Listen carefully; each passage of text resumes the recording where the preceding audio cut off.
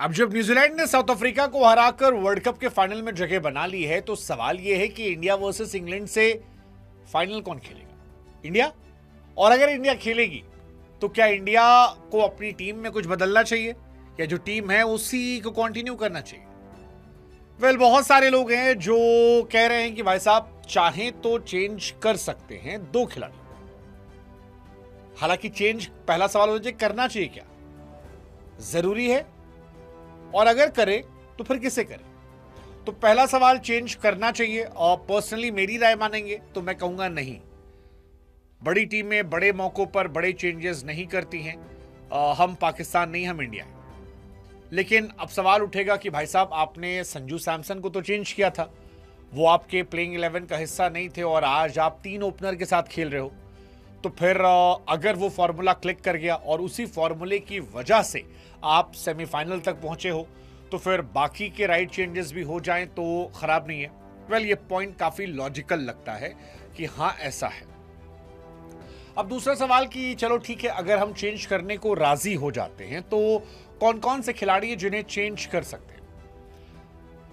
मैं फिर से स्टेटमेंट दे रहा हूं, मेरा इरादा, मेरे हिसाब से टीम चेंज नहीं होनी चाहिए। जो टीम हमारी प्लेइंग 11 है हमें इसी टीम के साथ जाना चाहिए। हालांकि इस टीम में चेंजेस की बात इसलिए आ रही है, कुछ कमियां हैं और मेरे हिसाब से 3 चीजों की बड़ी कमी इस टीम में हो रही है। पहला ओपनिंग, दूसरा बॉलिंग, तीसरा फील्डिंग। ओपनिंग में अभिषेक शर्मा का फ्लॉप होना एक बहुत बड़ा रीजन है। जो लोग सलाह दे रहे हैं, सुझाव दे रहे हैं, वो ये कह रहे हैं कि अभिषेक शर्मा अगर नहीं चल रहे और वो इतने ज्यादा अंडर कॉन्फिडेंट हैं कि वो हाथ में आए कैचेस ड्रॉप कर रहे हैं, बॉल नहीं पकड़ पा रहे हैं, बैट से उनके रन नहीं आ रहे हैं, ऑफ स्पिनर ऑलरेडी आपको ट्रैक कर रहा है, तो फिर आप अभिषेक शर्मा को अभी रेस्ट दे दो और उनसे आगे बढ़ो इस मैच में।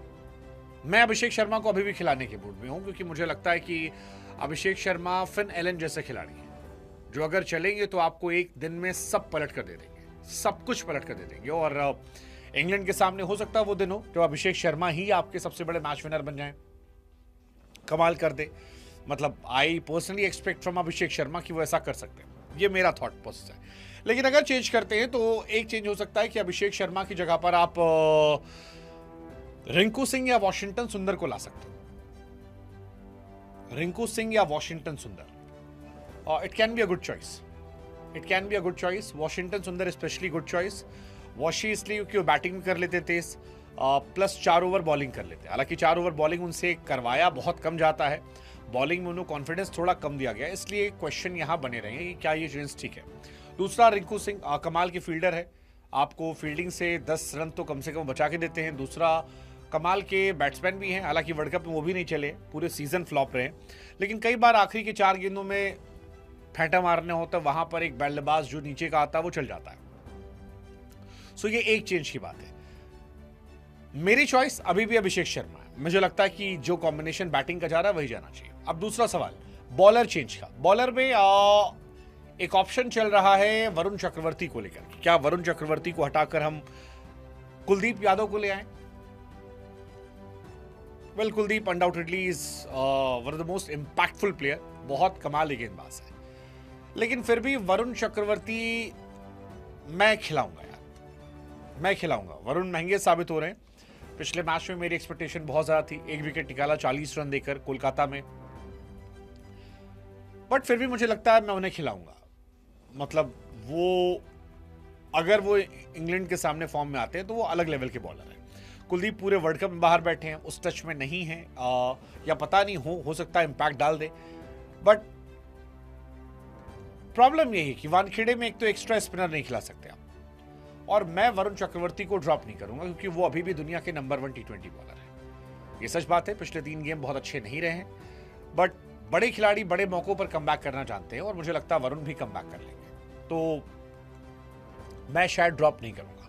अगर टीम इंडिया को बहुत चिल है, बहुत मन है कि वो एक इम्पैक्ट डालें और एक और प्लेयर खेले, तो वो मेरे हिसाब से एक ऑप्शन हो सकता है। हालांकि ये भी मैं अपनी टीम में तो नहीं करना चाहूंगा, मैं नहीं करना चाहूंगा, बट अगर एक ऑप्शन करना है तो आप कर सकते हो कि अक्षर पटेल को ड्रॉप करके कुलदीप यादव खिला दो।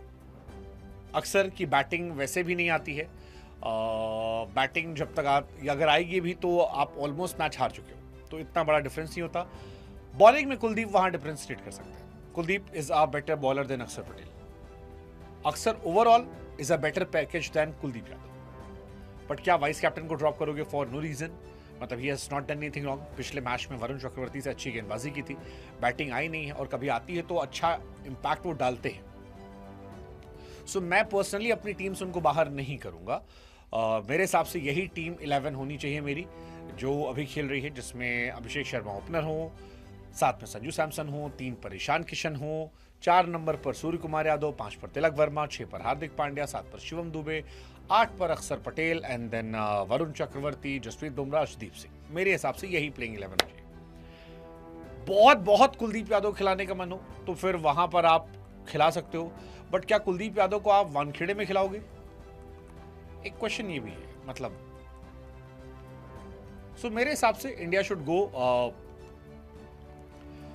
विद सेम टीम, क्योंकि वानखेड़े में एक एक्स्ट्रा स्पिनर नहीं खेलेगा, तो वहां पर कोई लॉजिक नहीं बनता है। तो मेरे हिसाब से अच्छी पिच है, बढ़िया पिच है, जो टीम है जाओ and just go and explore and win match. Toss की प्रैक्टिस कर लो यार, बस थोड़ा बहुत कुछ हो सकता है तो दुआ कर लो।